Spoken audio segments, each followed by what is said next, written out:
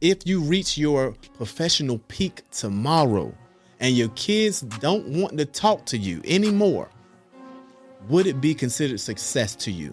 Some days we can have a very bad day at work and bring that whole energy in the home. And we got to be very aware of that. Like, hey, your kids, your wife, your friends had nothing to do with this horrible day you had at work. So why are you taking it out on them? You have to be mindful of those silent cries. Yes, your wife may be 100% supportive of you, but best and believe she requires some time too. If she asks you for some time and you kind of like shoo her away, like, okay, hold on. I'm busy right now. I'm gonna wrap this up. And time just goes by so quickly when you're just in the zone. And she done walked away and went to the next room. And you got to realize when you're staying so focused on work and not helping her, that means her work is increasing too, because you're not giving her a hand anymore. And also all she asked you was for some time and you didn't provide that to her. Then there's going to be some type of disconnect. Then it's going to be some type of, oh, you must not value me anymore. You must not want me anymore.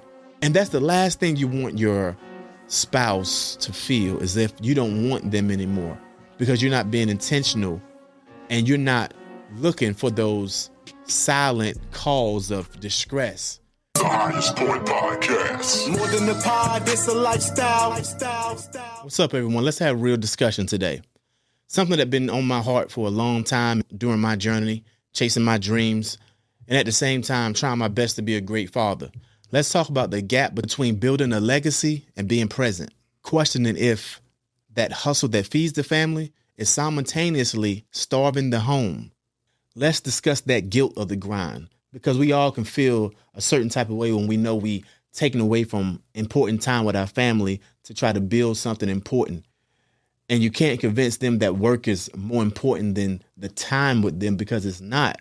But we do have to ultimately sacrifice time if we want to build something very big to support our family in the future.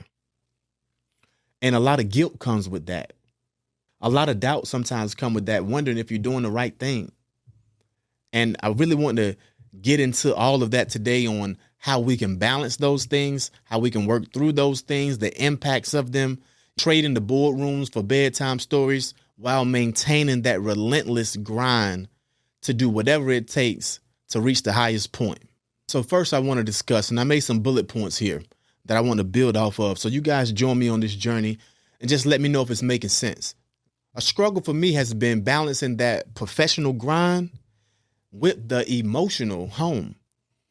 So, we can get so businesslike sometimes, so focused on the task at hand. But when it comes to family and emotions, you can't handle them like a task, because then it's going to come off as disingenuous. Also, you probably seem like a jerk to your partner if you're just making it seem like a task, a check-off list. You don't want to come off like that. That's not real love. So you got to understand how to turn off that professional grind and tap into the emotions and the intent. So let's talk about the irony of the grind. So discussing that cognitive dissonance of working that 80 hours a week to provide for a family that you eventually become a stranger to. So you may be thinking like 80 hours. Wow. Yes, 80 hours a week. So let's break it down. I work my corporate job 40 hours a week, right? And I also have my side hustle. I also working on my dream here in this space, sharing my thoughts and experiences with you all.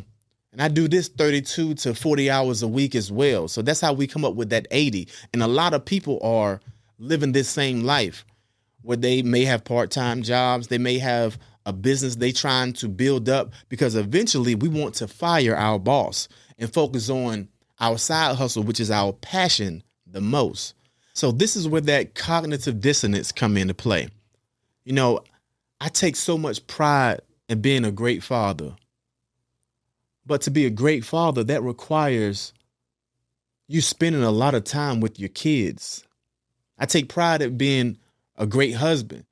But being a great husband, that takes a lot of time to spend with your wife and being emotionally available to them, making sure that they feel heard. But sometimes I focus so much on the grind and lose sight of the time. I get lost in the time and working. And by the time I look up, it's 12 a.m. and everybody in the bed. And I'm like, man, there's some time gone, some opportunities to build with them that I missed. I work endlessly to try to provide a life for my family to where we're not surviving, but we're thriving. That's that dream of mine, to get us to a place where we're just thriving, not having that bare minimum, not having just enough. That's my dream, to get us to that place. And sometimes I think, okay, so is that ego or ambition? Can you have one without the other? I don't know if you truly can have ambition if you don't have some type of ego as well. I think the ones that are the most ambitious a lot of time have a large amount of ego. And sometimes we weaponize that word ego like it's a negative thing. But in reality, it's not a negative thing. Too much of anything is bad for you. So yes, too much ego can be very bad. Just like anything else in the world. It can be a very healthy balance of ego that pushes your ambition to help you reach the goals you always try to achieve. And that brings me to my next point. Legacy versus presence, as in you being there. So is a legacy just a trust fund, or is legacy a way that your children speak about you when you're not in the room? Yes, it will be great to find out that my kids speak of me in a high light and tell people that their father is a great businessman. But I also want them to tell people with confidence that they felt I'm a great father as well when I'm not in the room. And in actuality, I would prefer them to feel like they want to lead with that first, of saying that I'm a great father versus I'm a great businessman. Because I want them to feel that, hey, he was a great dad to me. He was a great person to me. And on top of that, the cherry on top, he was a smart businessman too. Not the reverse, them saying like, yeah, my father was a great businessman, but he was a trash father. I don't know him like that. He ain't spend no time with me. I don't want that to happen. So that's when that balance come to play. So knowing that I want to leave an impression on them to where they feel like they lead with I was a great father, I have to be strategic with my sacrifices. Although business is important, my kids are more important.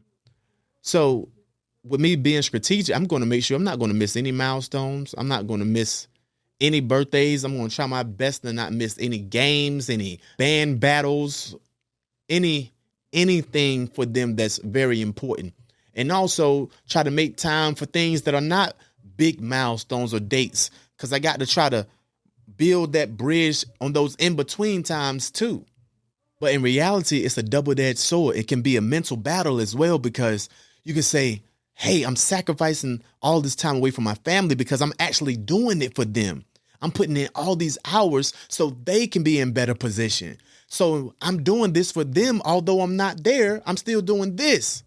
But that's not enough. That is not enough. Your presence is so important. You still got to make sure you be there, because there's a thin line between intent and perception. And perception becomes a reality if the other side never understands your intention. And the only way that they can understand your intention is see your efforts in being intentional about showing up for them, being there for them. Not just saying, hey, I'm sacrificing this time away from you so you can have an opportunity, but I'm willing to put down this work that's so important to me and you to be here with you at every opportunity I can. My work is not more important than you. You have to make sure that's clear and make sure your intent and effort is shown. And don't go out there saying, well, look, I put this away so I can be here with you, because now it's seeming like you're trying to put them in guilt, or that you didn't truly want to be there. That can come off sounding real disingenuous. You got to be careful with that. You got to be very careful how you speak to kids. And our children are much smarter than we think. Now having a good idea about, hey, perception and intent can be very muggy waters. Let's talk about how to identify the warning signs that the professional hustle is beginning to deplete the emotional reserves of your household. It can be some very, very telltale signs. You have to be mindful of those silent cries. Yes, your wife may be 100% supportive of you, but best and believe she requires some time too.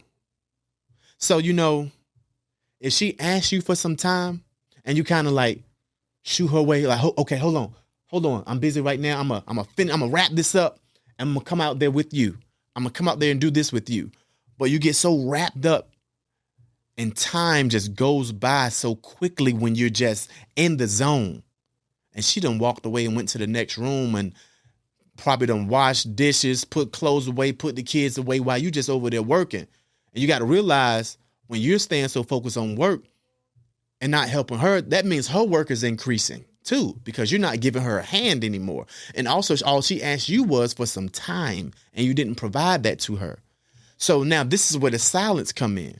A woman is not going to keep asking you for time because trust and believe me, a woman's pride is just as high as a man's pride, if not higher. A woman probably got more pride than a man because, they're not used to asking for time. They're used to a man asking them for time. We were pursuing the woman in the beginning, and then you get them, you can't stop that pursuit of them. Then it's going to be some type of break. Then there's going to be some type of disconnect. Then it's going to be some type of, oh, you must not value me anymore. You must not want me anymore.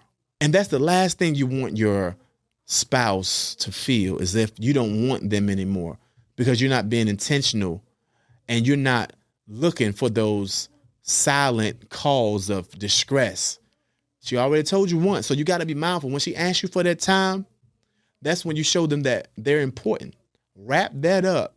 Save your progress because she already been patient. One thing about a woman, before she speak, it's been on her mind for a while before it even comes out of her mouth. So she didn't just have this inkling of wanting some time with you. This something that had to build up in her to even have the courage to even ask for time because they're not used to asking for time in the first place. So you got to be aware of all this stuff. So that first time she asked you, it's something she done said to herself 100 times before it even came out of her mouth. That's why she don't keep saying it anymore after it came out of her mouth. Because she's like, you know how many times I was going back and forth with myself to say anything to you about wanting some time before it came out my mouth? So we got to be very, very aware of this. So when she asks for that time, go ahead and wrap up, save your progress, and give her some time and let her know and show her that she's important to you. That your work is not more important. And this goes the same thing with your kids. When your kids ask for time, try your best to give them some time. You got to try to be there for them, whenever they need you. And also something that can work for both when you're doing your hustle and your family, try to incorporate your family into your work. And that way you're servicing both purposes. You're giving that time to your family and you're building something on your hustle, building something on your grind. You're building something on your legacy altogether. So if you can figure out ways to incorporate your family in your business and you guys work together, then that's spending time together too. But don't get it twisted. That can't be the only thing, but that can be a great thing if you navigate it and balance it in the right way. So now let's dissect the guilt of the grind. We know this is a real thing. I know this is a real thing for me because, right now while I'm in this studio, it's on a Saturday, I'm away from my family. So sometimes I feel guilty that I'm taking this time away from them. I keep having to text my wife to make sure she's good while I'm away. I have to call her, listen to her voice, her tone, to really be sure if she's feeling a certain type of way when I'm asking her a question. Like, hey, are you good? You need anything? She may say that she don't, but I got to be aware and conscious of her tone as well. Like, okay, she's saying that she's good, but she's really not good. Let me go ahead and try to wrap this up sooner to get to her because she may be getting worn out with the 2 kids at home or however many kids you may have. So we can have that psychological weight of being on the grind while feeling like you're failing at home. Or there also is the reverse where we give so much time for our family, our whole life wraps around our family, and then we feel resentment towards our family because we are no longer able to chase our dreams. It's like you gave up your dreams completely for your family. And the last thing your family want is the realization that you resent them in some type of way. That won't be fair to them. So that's where that open conversation is always important. You got to be open with your partner. You got to be open with your kids. You got to be open with anyone you want to develop a really great relationship with. I think it's very important to encourage your partner to have hobbies, whether it be exercise, art, cooking, anything that's productive to them that they enjoy. Encourage them to have hobbies. You can exercise with them sometimes. You can go on walks with them. You can do art with them or whatever. But also, this is something that they can do by themselves. And while they off doing their thing by themselves, guess what? Now you have this time for you to focus on your hustle. So do not just get consumed into family. Encourage individuality and also encourage hobbies within that individuality so they can have something. Because if your wife don't have something and you're the only one that has something, there's going to be a huge disconnect there. And also she's going to feel like she's lacking more time because she don't even have something for herself. And that's the exact same for our women out there who's on the ground. If you got a husband that don't have a hobby, I would encourage him to have one so he can have that time for himself. You can have that time for yourself. And then you guys can also come together and do those things as well. It really works with each other. So we have to be very creative and encourage each other. So now let's talk about the myth of quality time. So there was this thing where people was talking about, hey, 20 minutes of quality time can truly compensate for 60 hours of absence. Is that true? I doubt that. But if you provide meaningful, intentional time, like a date night once every couple weeks with your wife, or a couple hours once a week taking your kids to the park, or bumper jumpers, or going somewhere to throw the ball, roller skating, doing something fun with them every once in a while, a couple times out a month, that's going to go a long ways. And they're going to remember those things. Those are going to be landmarks in their life that they can always look back on and say, my father, my mother was there for me. They made time for me. Even though you worked so hard in those other hours, you always make sure you cut out time for them. You always make sure you cut out time for your spouse because they are so important to you and just as important to you as your work. So long as we having that intentional time, because let me tell you something right now, trust and believe your wife is counting the months it's been since you last took her on a date. She might not say it out loud, but she's feeling it. She's thinking back like, dang, he ain't took me out in 4 months. Do he even love me anymore? Do he even care about me anymore? Is he embarrassed of me? What's going on? She's going to have all these questions. And you got to provide her with some answers. And your answer is from your intentionality. You showing, putting forth effort that she matters, showing her, taking her out sometimes. This is not something that you have to do on a weekly. It's not something you have to do every week. But if you can throw it in there once a month, you can throw it in there twice a month, most women will be happy with that, especially if they work full time. They're going to be understanding just like you. So knowing that, make sure you take your woman out. And then you're going to be able to get that necessary piece required to build that powerful legacy. And it's going to be so seamless because you're going to have a woman that's working with you and not against you. You need that peace, and only a great woman can give you peace. But in order to get that peace, you got to give her something.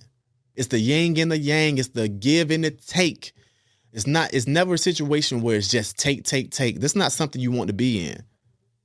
And you don't want to feel like you are just taking away from your wife, just taking time and not giving her any time. Just like you don't want a woman that where you feel like all she's doing is just taking from you and never providing anything worth of any value. It goes the same. So now let's talk about the power of no. We have to learn how to say no when it comes to professional opportunities that has marginal gain when it comes to money, but it takes away substantially from your family. If it's only giving you marginal gain monetary, but taking away completely from your family, it's not worth it. It's not worth it. You got to find that happy balance of it. If you can never be home, it's not going to be your home anymore. It's going to be your wife and your kids' home. And when you get there, you're just a stranger. You're just a visitor. You're not going to be there for long anyway. So they're going to be like, why we need to spend much time with him regardless? You're going to just think, oh, when you come home now, you've been gone for months. Everyone just supposed to just keep running and jumping in your arms. It's going to get tiring. It's going to get like, I don't even know who this is anymore. We've been so disconnected. I don't feel the same. I don't even feel like I want to run to him anymore.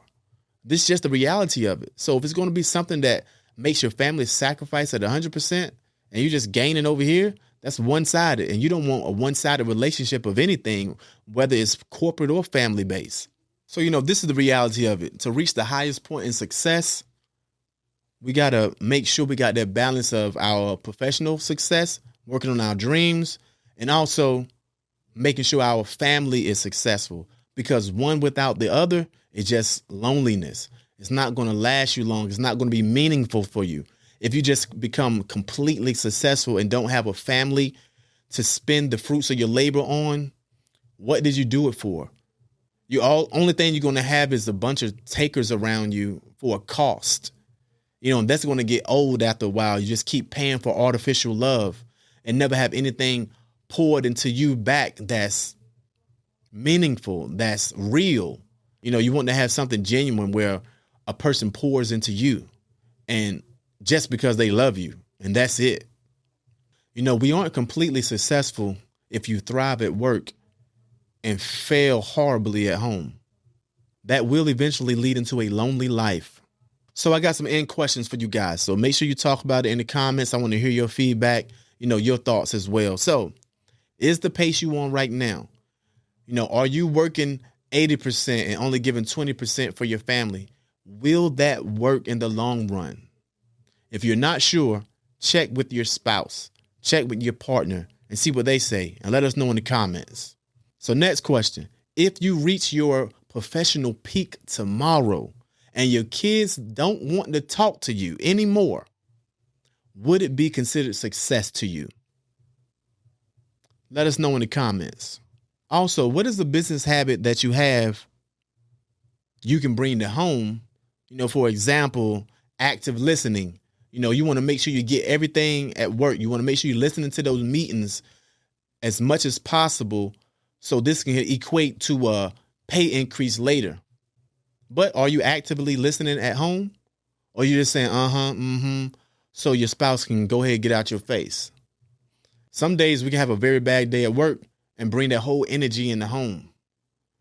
And we got to be very aware of that. Like, hey, your kids, your wife, your friends had nothing to do with this horrible day you had at work. So why are you taking it out on them? They don't deserve that. You don't deserve that. That's just going to extend that bad, dreadful thickness of air in the home that never equates to peace. And the only place that should be guaranteed peace is when you go home. If you don't have peace at the home, it's not really feeling like home. But anyway, man, you guys let me know your thoughts on this whole thing. I would love to hear your feedback.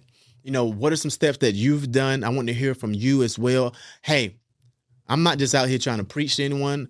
I'm not just out here trying to teach to anyone. I'm out here trying to learn and collaborate with all of you so we all can build to reach the highest point. So until next time, you guys hold it down. Don't let it hold you. Peace. The Highest Point Podcast. More than a pod, it's a lifestyle.